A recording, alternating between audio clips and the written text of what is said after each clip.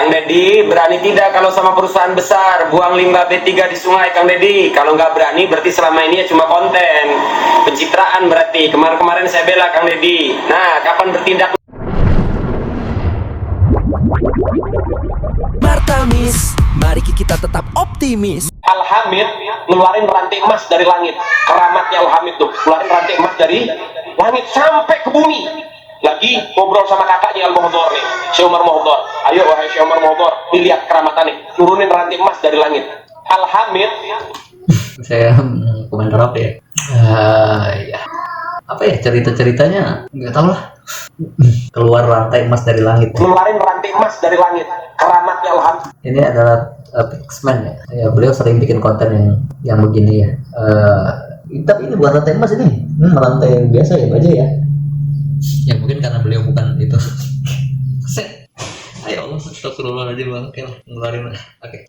Kang Deddy, berani tidak kalau sama perusahaan besar buang limbah B3 di sungai, Kang Deddy? Kalau nggak berani berarti selama ini ya cuma konten pencitraan berarti. Kemarin-kemarin saya bela Kang Deddy. Nah, kapan bertindak nih?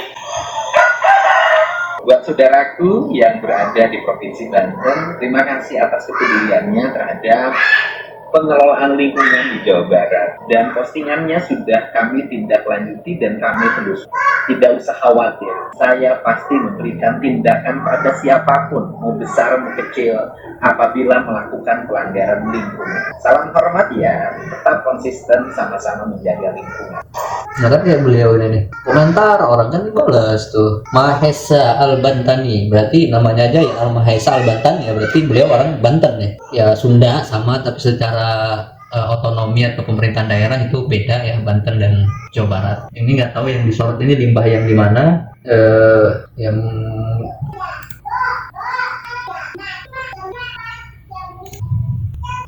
ya nggak tahu ya. Kalau tadi Kang Deddy udah jawab ya, simpel ya. Kalau limbahnya di Jawa Barat ya beliau akan telusuri, akan tindak, terserah dia mau orang besar, mau perusahaan, mau siapapun, pokoknya dilibas sama Kang Deddy. Tapi kalau di Banten mungkin ya Kang Deddy kayak ya nggak bagian beliau gitu. Ya nggak tahu, saya juga nggak tahu ini foto video limbahnya ini kali mana, apa ini di daerah Banten atau di daerah Jawa Barat. Ya ini videonya cuma 43 detik ya. Kang Deddy juga ngesnya ya singkat, beliau akan lacak, telusuri gitu. Dan ini 5 hari yang lalu. Jadi nggak tahu ya. Ya banyak sih Kang Deddy, memang banyak diomongin orang ya, dari Banten, dari Jakarta, atau bahkan dari Sulawesi atau dari mana gitu. Ya termasuk saya pun ya gini. Jadi kayak ya udah gitu. Tapi beliau jawab gitu, beliau tanggapi gitu. Beberapa hal yang bisa ditanggapi dan masuk akal ditanggapi. Dan di sini Kang Deddy poinnya adalah tetap konsisten menjaga lingkungan, yang artinya menyuarakan untuk lingkungan ya berarti memanggil diri sendiri untuk hal yang sama gitu. Kayak ini banyak sampah di sini, ini artinya menyuarakan bahwa diri untuk tidak melakukan buang sampah sembarangan atau merusak lingkungan dengan sampah. Tapi agak-agak keras kata-katanya. Kang Deddy, berani tidak kalau sama perusahaan besar buang limbah B3 di sungai, Kang Deddy? Kalau nggak berani berarti selama ini ya cuma konten pencitraan berarti. Kemarin-kemarin saya bela Kang Deddy. Nah, kapan bertindak nih? Pagi hari kali Cilemahan penuh limbah B3, kali Cilemahaban, ini akan ditindaklanjuti langsung oleh Kang Deddy ya. Cilemahaban di Bekasi. Buat saudaraku yang berada di Provinsi Banten, terima kasih atas kepeduliannya. Tapi peduli banget ya berarti dia. Dan di Banten, tapi dia lihat kondisi gitu langsung dikomentari sama beliau gitu. Ya keren, kepeduliannya luar biasa itu, Mahesa ya. Ada pengelolaan lingkungan di Jawa Barat, dan postingannya sudah kami tindak lanjuti dan kami terus. Tidak usah khawatir, saya pasti memberikan tindakan pada siapapun, mau besar mau kecil, apabila melakukan pelanggaran lingkungan. Salam hormat ya, tetap konsisten sama-sama menjaga. Ya santai Kang Deddy udah gitu, kayak beliau mah memang santai dah, aman aja gitu. Kalau kritikannya semacam fitnah hujan mungkin beliau juga, tapi beliau tetap santai sih kayaknya. Tapi ya udah, tinggal telusuri ya, bagus lah laporan kita, bagus. Ya jadi kan hari Jumat aku teh mau nganterin teman aku Jumatan di Masjid Agung Bandung, terus kita teh nggak dapat parkiran di basement karena sudah penuh ya, terus kita cari-cari putar-putar, akhirnya kita menemukan parkiran di sini karena ya orang-orang pada parkir ke sini gitu. Sayang mereka juga mau tidak mau karena sudah telat, sudah jam 12 keburu beres Jumatan. Terus kita parkir, terus tiba-tiba datang si parkirnya dengan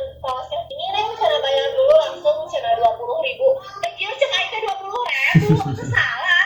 Kita mau ibadah, kenapa kamu mempersulit, memanfaatkan, tahu nggak? Kata iya, memang kemarin, sini kumaha. Ini kalau mau laporan kata sama Pak Dedi kumaha ya.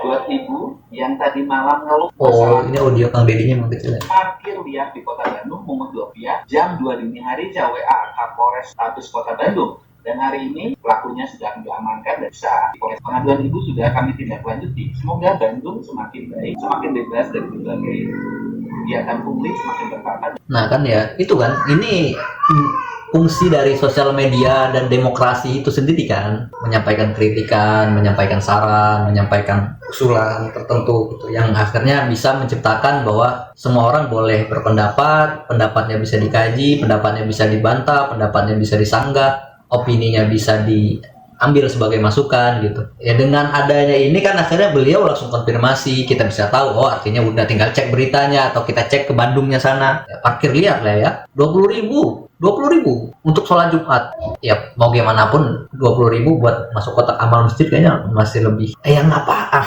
Ya parkir liar ya. Masalah kita kan gitu. Satu mobil 20.000, ada 10 mobil aja udah 200.000. Kalau wilayah luas bisa nyampe 100. Satu parah itu. Ya itu kan akhirnya ini enaknya ada keterbukaan di sosmed itu, kita bisa lihat gitu kayak keseharian beliau atau apa-apa yang lagi diurusin dan dikerjain. Dan netizen juga boleh kritik, boleh kasih saran, boleh ya ketika memang itu bisa ditanggapi sama Kang Dedi atau punya solusi cepatnya ya langsung diselesaikan gitu. Kayak ini kan laporan terus oh bisa nih hubungin Polres, terus kita langsung cek karena wilayah masjidnya kan tinggal kelihatan dan udah selesai. Pak Dedi bisa wae kanugalisma sigana lo KTT sembako. Wah ini yang umum ya, kayak komentar-komentar gini nih. Uang 20.000 tidak membuatmu miskin, tapi membuat tukang parkir kaya. Ya, tapi ya kalau iya ini kalimat-kalimat aneh sih, kadang tidak membuatmu miskin. Ya kadang-kadang orang memang kayak sengaja biar rame doang gitu, tapi ditanggapin juga gitu sama orang gitu ya, akhirnya jadi perdebatan. Kayak ini nih Yohanes nih, 20.000 tidak akan buang miskin, ikhlasin aja, lagi apa salahnya berbagi buat kakaknya, jangan giring opini. Yohanes ini, beliau nih suka dengan yang kayak gini.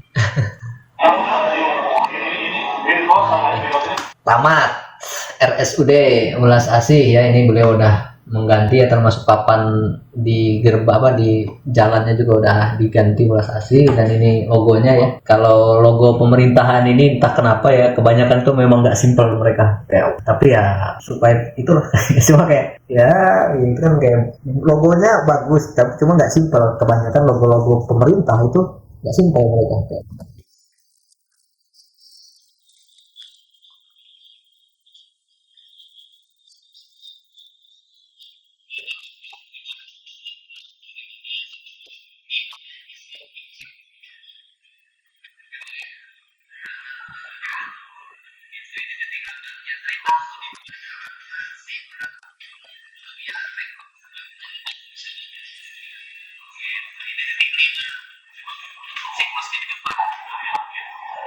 Disebutnya juga ada juga Pancamalu yang cager, bener pinter singan. Gitu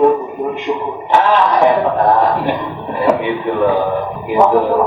Nah, kemudian ini lambang hujan, ini lambang pegangin gitu, ngomongnya di siapa? Perempuan. Kenapa bisa perempuan itu punya laki? Manusia lahir itu karena cinta, lalu itu haram digugur ke. Gitu. Ini adalah bahasa Pak Kiai bisa maca. Naon eta teh Pak Kiai? Ar-Rahman. Ulas Asih. Aku iya mah lebih lengkap. Lebih lengkap daripada anu ini lebih lengkap. Ini kaligrafi. Karena logonya kan cross, jadi logo kesehatan saya tahun itu. Kalau orang itu logonya logo salib ya. Ada komentar gitu. Ini logo kesehatan itu yang plus ya, warnanya hijau ya. Ya kalau secara desain ya saya juga bukan ini, cuma kayak logonya jadi penuh. Tapi karena memang punya logo dari pemerintah itu jarang simpel-simpel. Nanti jangan disebutin ini lombong sekali. Nah, jadi ini adalah Ar-Rahman, Ar-Rahim. Oh itu beliau udah ngomong.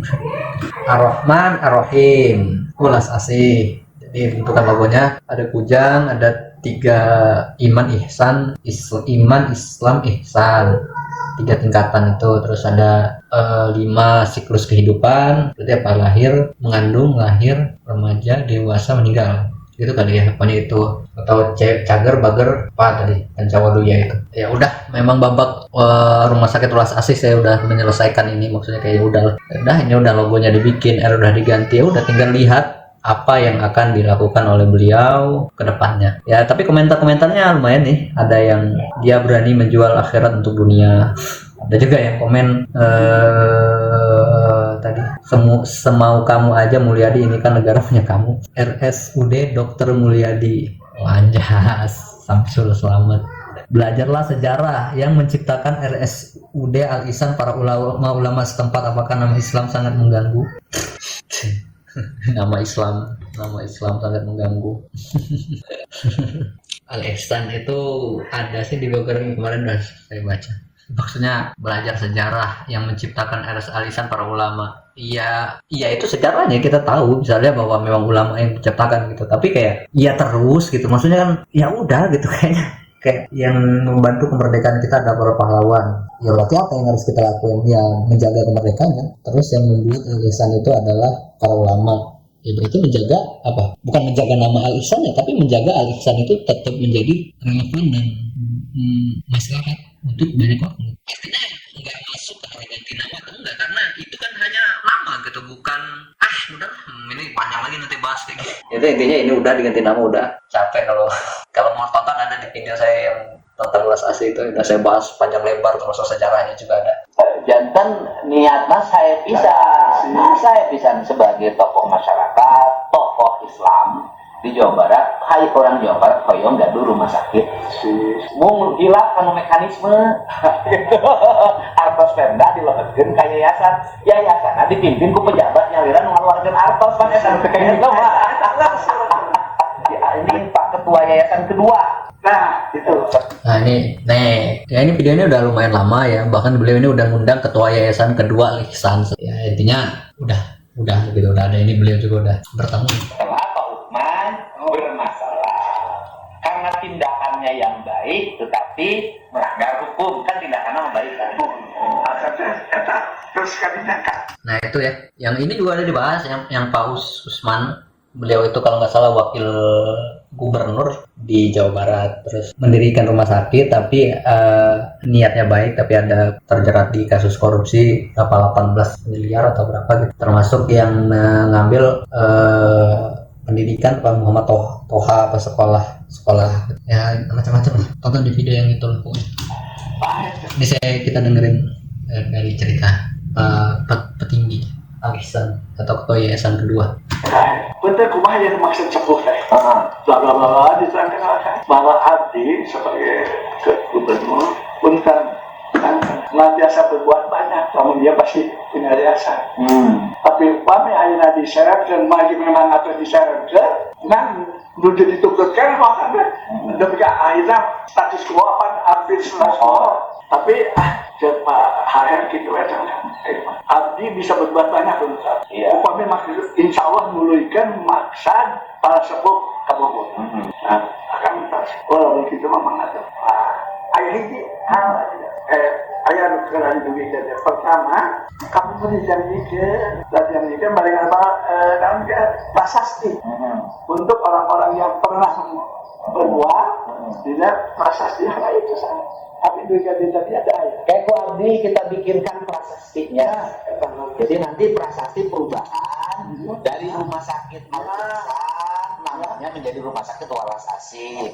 Rumah sakit Al Ihsan walaupun berujung di pengadilan, kemudian rumah sakitnya menjadi sitaan pengadilan dan diserahkan kepada Pemprov Jabar karena sumber uangnya dari Pemprov Jabar, tetap nama-nama perintisnya itu dimasukkan karena dia sudah berbuat baik.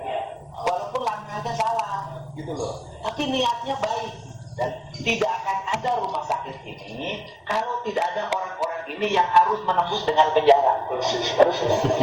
Ya, jadi itu hitam perjalanan Al-Ihsan ya, dimana waktu itu kan ada kerjasama kong kali kong, gimana caranya pendanaannya itu dilakukan secara tidak benar secara hukum, yang mana akhirnya yang membuat pendiri itu Pak Usman itu ditangkap, di penjara waktu itu karena ya itu masalahnya ada gitu. Jadi kalau orang suka ngomong sejarah atau apa, ya kita pahami bahwa niat baiknya kita terima. Jadi, tapi perjalanannya juga kita jangan lupa bahwa ada hal yang tidak sesuai dengan aturan gitu. Kita hormati, hargai, udah gitu. Itu juga nggak ada sabot pautnya dengan ganti nama. Ganti nama boleh, udah gitu. Makasih Pak.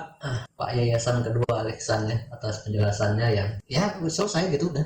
Bapak Al-Ihsan udah selesai. Buat Bupati Bogor, Bupati Bekasi, Wali Kota Bekasi, Bupati Kraut terus bergerak melakukan normalisasi sungai, merehabilitasi lahan kritis, lakukan tindakan-tindakan pelarangan terhadap alih fungsi lahan. Buat Wali Kota Bekasi dan Bupati Bekasi serta Bupati Kerawang, berdasarkan analisis yang saya lakukan bahwa daerah-daerah yang sudah dinormalisasi sungainya ternyata tidak banjir, dan daerah yang belum dilakukan normalisasi masih terjadi banjir. Untuk itu teruslah bergerak, jangan pernah ragu, lakukan upaya-upaya ekstra untuk mengembalikan kembali fungsi sungai, mengembalikan kembali fungsi rawa, mengembalikan kembali fungsi danau, mengembalikan kembali fungsi sawah dan daya resapan airnya, agar usaha kita itu secara perlahan dan pasti akan memberikan hasil. Betul bahwa usaha kita hari ini belum 100% berhasil, tetapi setidaknya bahwa apa yang kita lakukan sudah memiliki dampak bagi penanganan banjir di wilayah-wilayah yang selama ini menjadi langganan banjir. Untuk itu saya menyampaikan juga ucapan permohonan maaf kepada masyarakat yang masih ada banjir di daerahnya, dan kami akan terus memberikan layanan yang terbaik untuk menyelesaikan seluruh problem itu. Tetapi juga perlu kami informasikan, daerah-daerah yang terjadi banjir banyak menimpa perumahan-perumahan yang satu, posisinya lebih rendah daripada sungai. Yang kedua, banyak perubahan alih fungsi, yang tadinya sawah, yang tadinya rawa, yang tadinya danau berubah menjadi perumahan sehingga banjir terjadi. Untuk itu, semoga seluruh langkah yang dilakukan oleh pemerintah dengan masyarakat bisa memberikan hasil yang terbaik bagi kepentingan dan kenyamanan masyarakat. Dan tidak lupa saya sampaikan, mohon tidak buang lagi sampah di sembarangan tempat. Kelola dengan baik, apalagi dibuang sampah ke sungai. Kenapa? Anda yang membuangnya, orang lain yang menuai bencana. Salam hormat untuk semua. Mari bekerja untuk kebaikan lingkungan. Enak banget kita diajak ngobrol gitu sama beliau gitu kan. Ya orang Jawa Barat lah, dikasih tahu istilahnya, kalau orang bilang oh ini kan aturan pesannya buat bupati misalnya, buat ini, kenapa harus disebar gitu? Ya supaya orang tahu bahwa pesan ini disampaikan. Udah gitu kan, karena kita tahu kita bisa tracking. Ya termasuk ada pesan juga untuk masyarakat menjaga lingkungan, jangan buang sampah. Enak gitu kan, kayak kita itu bisa bener-bener seolah-olah kita itu ikut andil gitu loh sebagai masyarakat dari konten beliau itu, yang di TikTok lah, yang di Instagram lah, yang di YouTube lah. Jadi kayak udah mantap lah. Sepertinya mungkin sekian dulu ya untuk video kita pada hari ini. Terima kasih atas teman-teman yang udah memberikan dukungan, yang udah subscribe, yang udah berkomen. Semoga kita semua bisa tetap optimis sebagaimana Martamis dan bisa menemukan jalan pada suatu kebuntuan ataupun pada jejak-jejak langkah yang kadang membuat kita ragu, terhenti, takut, tapi kita optimis bahwa enggak, kita bisa kok. Baiklah, saya Martamis pamit undur diri. Assalamualaikum warahmatullahi wabarakatuh. Setiap hari butuh semangat? Jangan lupa nonton Martamis di YouTube. Klik, tonton, dan jadi lebih optimis bareng Martamis. Martamis, mari kita tetap optimis. Yeah, yeah. Martamis, sampai cahaya bersinar manis.